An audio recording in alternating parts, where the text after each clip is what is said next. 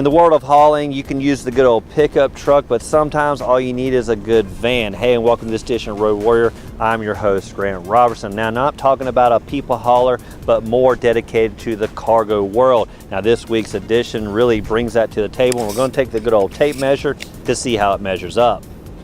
Now, it may not be every day that you're looking for a cargo hauler, but it doesn't hurt to know what's out there. Now, this week's edition is the 2015 Ram ProMaster Series, specifically the City Edition. Now, what does City mean? Well, it's obviously going to fit in those urban areas. So let's look at the numbers. Overall, the City version is going to measure in 187 inches with a wheelbase around about 122. Good numbers to really squeeze into tight spots in the city driving. Now, another important number, getting in and out of those parking decks has to be the overall height. This one falling in around about 74 inches with the width just around even 6 feet. Now, anytime you're hauling cargo, really getting in and out of the vehicle is one thing to think about, and a low ground clearance is a good place to start. On this vehicle, fairly snug at around 5 inches. That compared to most SUVs that easily clear 7 or 8. Now, another important feature is right here, the step-in height. Now, on paper, it says it's about 18.8 inches. Now, in my eyes, that's about right here, and that's not really a step. The true number is really around about 21 inches. Either way, still plenty of ease getting in and out. This vehicle comes with dual sliding doors, kind of standard for the market, and that helps with kind of ease of grabbing packages and rolling out. Now, what you want to look at is really this overall size, and what you have is about 28 inches from the door to this jamb. Not bad for kind of average sized boxes. Now, as for the height, around about 44 inches. So again, plenty of space to kind of stack items real tall and be able to grab them and get going. I'll have to state the obvious here, but these doors really come handy when you're parallel parking. Even better, it locks into place, which is really great in those hills. Now, to unlock it, you can do one of two things: pull the handle here, or there's a nice huge grip on the inside, which you may want to grab if you're actually inside the vehicle. Now, once this closes, one thing to note is you do see these windows that aren't here, which is an option if you want to upgrade to that. But I like it pretty much the old panel style van. Now, swing around to the back, look at the full access to this cargo van. At the back of the ProMaster is kind of the business end of things, really where all the big size cargo is going to go. Where you get ease of access is really with these big doors, 60-40 split design, and even better, this rubber cladded area with a huge oversized handle, making ingress that much easier. Now, one thing to note, no glass windows here, making backup a little bit harder. Well, not really, considering you have a backup camera. Even better, backup sensors, which were ultra sensitive and really gave you a great view, and of course that audible noise in case something was in the way. Now, once you're inside, this is really where you're going to put all the cargo, and what's great is this split door is going to make things easier. Now, one thing to note is they lock into place once again so they don't swing and hit you. Even better, well, with these nice big yellow handles here, press them and they're going to kind of fold back. Now, that's going to make it maybe even easier to get inside. Now, let's look at the numbers of this total space here. Now, what you've got is around about 48 inches, obviously a good 4 feet, and this is going to be, well, 45. Now, what that means, if you need to put plywood in here, lay them down, well, that's going to fit in just fine. Now, you can't stand them up, but this is plenty of height for your average items. Now, some things to look at back here. Well, this is pretty much standard operating procedure, but if you kind of equip this to what you want, you can of course put bins. There's a lot of anchor points, and you can kind of retrofit this what you want. Now, we got it pretty much basic here, all starting here on this floor. Now, one thing to note, this is kind of like a ice skating rink for right now. Really, this slippery surface is really going to make things kind of sliding in a lot easier. Now, at first, that was kind of a big complaint of mine, because really things are slinging around back here, but I thought about it from a standpoint of loading this vehicle where you're going to want things to slide in. Now, once the items are in place, well, use these anchor points here to kind of harness them down. Otherwise, it is kind of a sling fest back here. Now, by the numbers, this floor is going to measure in around about 7 feet. Maybe a few inches here and there depending on how you move the seats to and fro. Now, as for the width, once again, that's about 4 feet. And if you notice these kind of wheel wells here, where they're nice and straight, really allowing boxes to kind of snug up against them, really making this a full cargo area. Now, at the very back of the vehicle, you're going to find a little power outlet tucked away. That's going to be just for those accessories that you need. I didn't find a full house outlet back here. Well, you can equip that if you want later on. Now, up top, you're going to find a little niche, maybe to put some little pins or some other storage area, and a little nice one here. Now, again, with all the paneling all around, a lot of anchor points that you can harness things to, and better yet, really add some wiring back here through this kind of guts.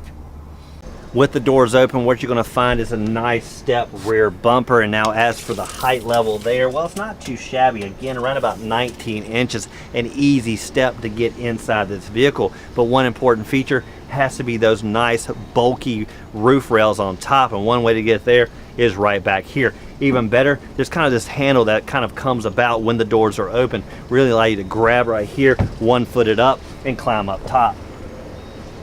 One thing to note is really the door handles that we talk about in the back really continue right here, and again, good grip ability, the ability to kind of slide these easily to the front. Now what's great with these doors, again, no windows here. I like the fact that this is a true cargo van, and I like the fact we got some rubber cladding built in. This is going to help kind of with those dings and those tight spots. Heck, if this door open and it was too tight, hit a wall, well, it's only going to take the paint off right here and really keep the scratching to a minimum. Now even though this vehicle doesn't have a lot of glass down the side, well, it's got plenty right up front. What I refer to as that greenhouse effect, that huge wraparound visibility. Even better is they really adorn this area in the black, giving it kind of one seamless look, making the white and the black come to a full contrast. Now these huge windows really come into play for visibility that you're going to have looking to the left and right. Even better, these mirrors have an upper mirror for looking in your blind spot, and even a lower one to give you kind of that other 180 kind of view. Up front, you won't need a tape measure, but you do need to know the horsepower numbers. Well, before we get into that, let's look at the design. Now, back in the good old days where everything was squared off and less aerodynamic, that versus what you see here, which has a lot more slope. All starting with kind of this blunt nose front end, really a sloping hood, and really a kind of an angled back glass, coupling with this kind of slope back roof line. Now, it's going to give you a lot more aerodynamics and better kind of fuel efficiency at the end of the day. Now what you have under the hood is a 2.4 liter Tiger Shark Edition inline 4-cylinder engine. Now what does that mean? Well, around about 178 horses and 174 foot-pounds of torque. At the end of the day, that's good fuel efficiency, around about 21 miles per gallon to 28. Now what I find is it had decent boot scooting boogie, and every now and then a little squeal on the wheels.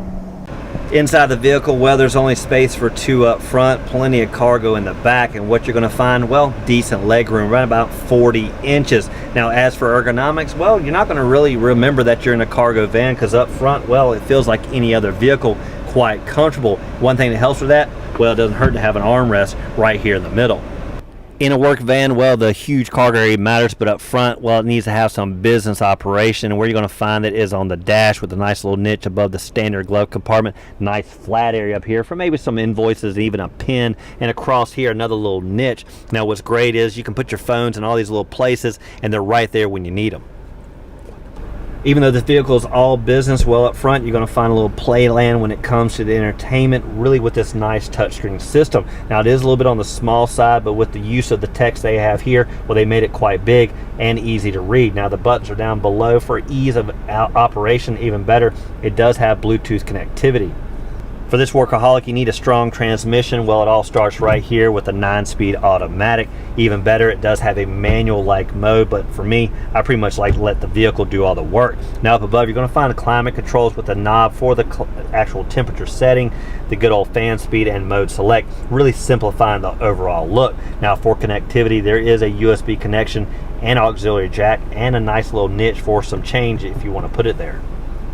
Between the front seats, you'll find the good old cup holders, one up front and really one tucked down below. Now that's going to be a little bit harder to reach when the armrest is down, and what you'll find is it has a nice little area for some coins, another place here, and really some nice power adapters in the middle, really help kind of charge your items. As for locking this vehicle, well, you're not going to find any push buttons, but more or less this lever here. Now what it does when you push it down, it's going to lock the entire car. If you want to unlock, simply pull it up. Now this takes a little bit of getting used to, because I found myself actually locked inside this vehicle, but simply pull up here like you're getting out of the car, well, it's going to unlock it with ease. I mentioned in the back everything's sliding around, but some cases you want to have it right there at your fingertips, and what you'll find is right above the cabin is a nice shelf, really where you can put paperwork, other items that you can reach. Even better, it's kind of a cargo net. It's going to definitely keep it from slinging out and hitting you in the head when you're going down the road. That does for this edition of Road Warrior, and I test drive behind the wheel of the 2015 Ram ProMaster Series, specifically the City Edition. Now what we found is, well, it all comes down to the tape, and this vehicle simply measured up. Now what we liked was the side doors, the ease of ingress, that low ground clearance, heck, just a step up, and really those full-size doors giving you plenty of access inside. Now once you're in the cargo area, of course you can adapt that to any means that you prefer. Now we like to thank you for watching this edition of Road Warrior. Keep both hands on the wheel and eyes straight ahead.